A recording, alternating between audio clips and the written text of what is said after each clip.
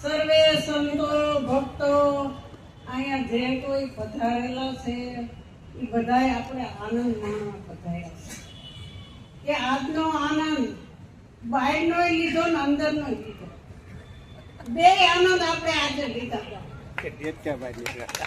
કે સાકાર ને નિરાકાર બે જોઈને આ સાધન નો હોય તો ભજન કેમ થાય? એટલે બહારનો જોઈશે ને અંદરનું બે જોઈશે. એટલે સદગુરુ કહે છે, આજ મારા આંગણા રળિયા મારેલો,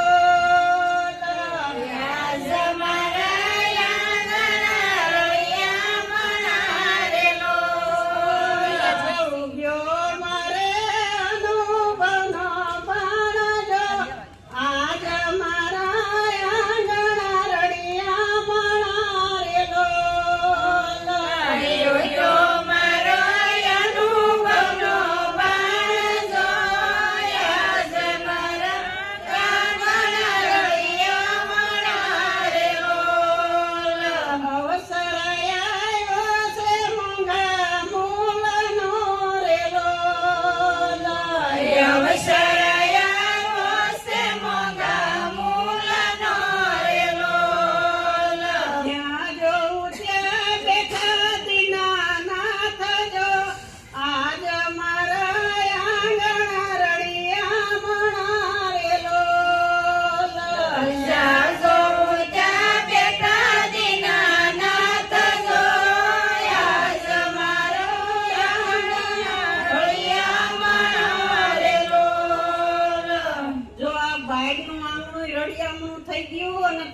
ઘટડાનું આંગણું રળિયામણું છે. કે આવો પ્રોગ્રામ આજે ગોઠવો. આ પરમાત્માની કૃપા વિના કાંઈ થતું નથી. એટલે સદગુરુ કહે છે, આજ મારા આંગણા રળિયામણા ઉગ્યો મારે અનુભવનો. કે અનુભવી મળ્યો છે અવતાર માથે સદગુરુ થાય. જાવું તારે ધણીને દરબાર, જેસલ કરીએ વિચાર. આપણે વિચાર કરવાનો છે, આપણે શા માટે મનુષ્ય દેહ મળ્યો છે. ખાના પીના સો જાના આ જંતુ પશુ સમાન આ માટે મળ્યો છે. તો પશુ પક્ષી બધાય હવનું પેટ ભરે છે ને એનું ગુજરાન ચલાવે છે. તો માણસ ચલાવે એમાં શું થઈ ગયું? પણ માણસની જાત છે ને કઈક જુદી આપી છે. એટલે સંતો મહાપુરુષો કહે છે કે અનેક યવની છે પણ માણસની યવની છે ને એ કઈક જુદી છે. માણસ જે ધારે તે કરી શકે એમ છે, અને બીજા બધાય પશુ પક્ષી બધાય છે એ પોતાને જે કરવું એ કરી શકતા નથી. એટલે માનવ જીવન મેળવું છે મોંઘા મૂળનો આવો અવસર આપને પરમાત્માએ આપ્યો છે. આ અવસરે જેને સદગુરુ સેવા એને આ જીવન મુક્તિના લઈ લીધા લાવા. જીવતા મુક્ત થઈને આ લાવા લે છે. ક્યારે લેવાય ગયા? કે જાગ્યા મારા પુરાવના પૂન જો, આજની ઘડી છે રળિયા મણી રેલો. જાગ્યા મારા પુરાવના પૂન જો,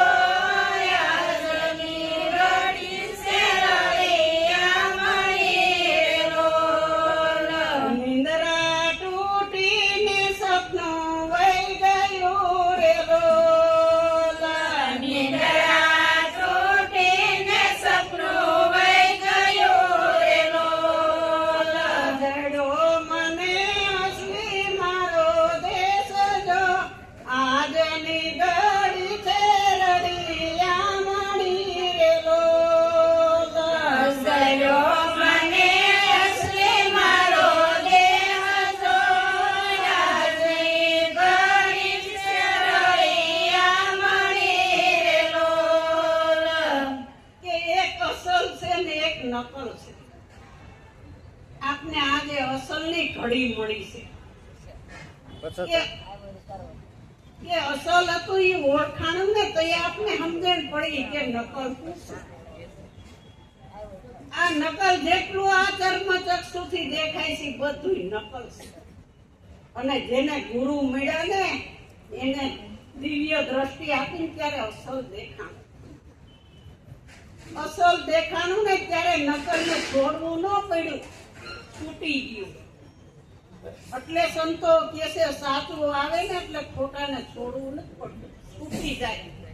આપને સાચા સંત મળ્યા, બ્રહ્મનિષ્ઠ બ્રહ્મ છોત્રીને બ્રહ્મ વેતા. અખંડ બ્રહ્મ છે એનું જ જ્ઞાન આપ્યું છે ને તમને બ્રહ્મ જ બનાવ્યા છે. તમે બ્રહ્મ સ્વરૂપ હતા પણ આડા જે બધા આવરણ હતા ને એ બધા કાઢી નાખ્યા. આ આવરણ ન જાય ત્યાં સુધી બ્રહ્મ સ્વરૂપ બ્રહ્મ થવાતું નથી. એટલે કે છે બ્રહ્મ અખંડ છે, ભરપૂર, બીજું નથી દિસતું. હવે બીજું કઈ દિશે નહીં. જ્યાં જોઈ ત્યાં બ્રહ્મ બ્રહ્મ ને બ્રહ્મ. આ ક્યારે કે ભ્રમ બધા ગયા. આ ભ્રમણા સંશય મારું તારું આ બધું આપને થતું હતું ને એ બધું મનથી છૂટી તે જ્યારે અસલી સદગુરુ મળ્યા ત્યાં. એટલે કે અસલ નકલની ઓળખાણ વિના ગમે એટલું કરેલું નિષ્ફળ જાય. જો આ મનુષ્ય દેહને સફળ કરવો હોય તો અસલ હું છે નકલ હું છે કોઈ જાગેલા મહાપુરુષ પાસે જઈ અને આ જાણી લીધા જેવું છે. એટલે સંતો કહે છે જાણવા પણ હવે મેલ જો રે, જાણવા પણ હવે મેલ જો રે. જાસો ઠોર ના ઠોર મારવાલા, જાસો ઠોર ના ઠોર મારવાલા. જાણ્યું તે સગળનો નાશ છે રે, જાણ્યો તે સગળનો નાશ છે રે. ધોયેલામાં સીધા નાખો ધૂળ મારવાલા, ધોયેલામાં સીધા નાખો ધૂળ મારવાલા. કે આપણે હું નહોતા જાણતા, બધાયને જાણતા હતા. સગા વાલા પુત્ર પરિવાર જગત પાડોશી બધાયને જાણતા હતા. પણ જાણનારો જાણવાની તો પેલી પાર હતો, એને જાણતા નહોતા. જે નહોતું જાણવાનું એ બધુંય જાણ્યું. એટલે કે છે સંતો કે જાણવા પણ હવે મૂકો. જે જાણવાનું છે એ જાણો. શું જાણવાનું છે હવે બીજું તો સગા વાલા જાણવાના હોય ને. ઈ તો અહીં સુધી ના છે, દેહના સ્વાર્થના બધાય સગા. કોઈ તમારે આવે તો કયો આવ્યો તો અનામી હતો, જાય તો નનામી વચ્ચે નામી થઈને આ બધાય તોફાન કરી ગયો. કે આ તોફાન કોણ કરાવે છે? કે આપણું મન જ બધું કે છે ને અહીં જવાય ને અહીં ન જવાય, આ કરાય ને ઓલું ન કરાય. કેમ કે મનને સાચી સમજણ મળી જ નથી સંતોના શરણે. જો સાચી સમજણ મળી હોય તો એને ખબર પડે કે અસલ હું છે નકલ હું છે. અસલ છે એ તમારું નિત્ય સ્વરૂપ છે, એ ક્યારેય જાતું આવતું નથી. અને આ નકલ જે દેહ દ્રશ્ય દેખાય છે ને આ આવે છે ને જાય છે, બને છે ને બગડે છે. આ શરીર કોઈનું કાયમ રહેવાનું છે? તો આવ્યો તો એ કાંઈ નામ લઈને નથી આવ્યો અને જાય તો એ નનામી કે છે. તો આ વચ્ચે વચ્ચે નામ કોનું પડ્યું? કે આપણે મધ્યમમાં ઉભા રહીને આપણે નામની ઓળખાણ કરાવી છે. ઈ કયું નામ? કે નામ વિનાનું નહીં મળે ઠામ, ઠેકાણે ક્યાંથી પહોંચશો. નામ વિનાનું નહીં મળે ઠામ, ઠેકાણે ક્યાંથી પહોંચશો. ગુરુ મળે તો બતાવે અમરધામ. ગુરુ મળ્યા વિના આપને અમરની ઓળખાણ થાય નહીં અને આ જન્મ મરણનો ભય જાય નહીં. મોટામાં મોટો ભય, મોટામાં મોટું દુઃખ આપને જન્મવું મરવાનું. આમાંથી કોણ આપને મુક્ત કરે? કે બ્રહ્મનિષ્ઠ સદગુરુ. ગુરુ મળ્યાને થયું અમને જ્ઞાન પહોંચ્યા મૂળ ધામમાં.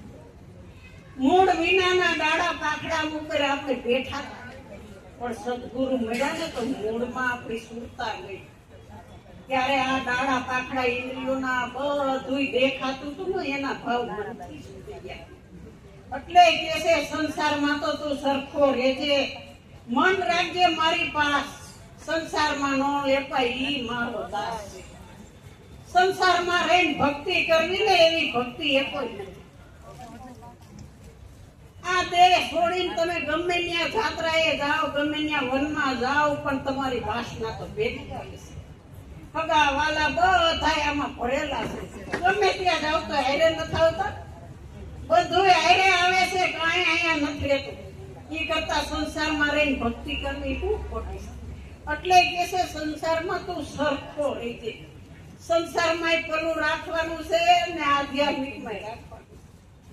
બેયમાં હરખા પલા રાખીને મધ્યમમાં આપણે રહેવાનું છે. તો આ સંસાર હરખો હાલશે અને તો આપણે ભજન કરીએ. બેયમાં હરખા રહીને તો ભજન થાય. ભક્તિ કરી પણ ભેદ ન જાણે, ન જાણી વાત ખરી. અખો ભગતીએ જુઓ ભાઈ જુઓ, મારા જેવાન ચકલી તો ફૂલે કે છે.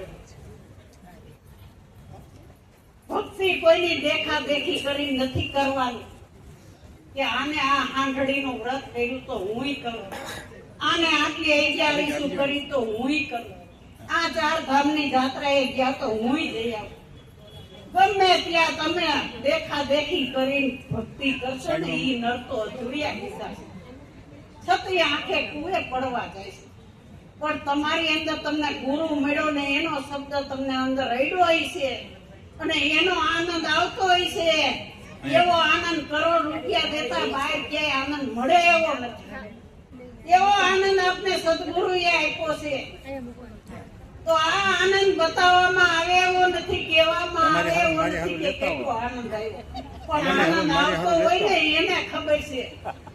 એટલે જે છે આનંદી આત્મા તો આનંદ મારે જે, આનંદી આત્મા તો આનંદ મારે જે, દુઃખ તો આવીને જાય, આત્મા તો આનંદ મારે જે, દુઃખ તો આવે ને જાય, આત્મા તો આનંદ મારે જે.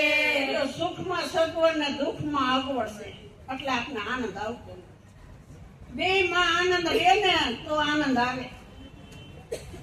આટલું કહીને હવે મારી વાણીને વિરામ આપું છું. બોલો સદગુરુ મહારાજની જય. ના ના ઘડીક આપ. તમે આપો તમે